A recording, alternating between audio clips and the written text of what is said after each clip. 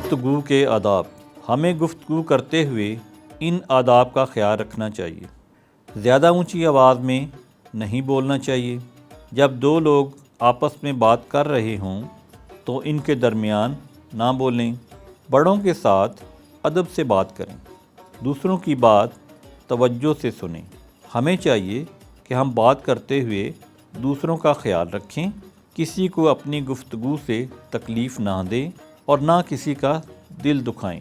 پیارے بچوں، اب آپ ان سوالات کے جواب اپنی نوٹ بک میں لکھیں۔ سوال نمبر 1، ہمیں زندگی گزارنے کے آداب کس نے سکھائے ہیں؟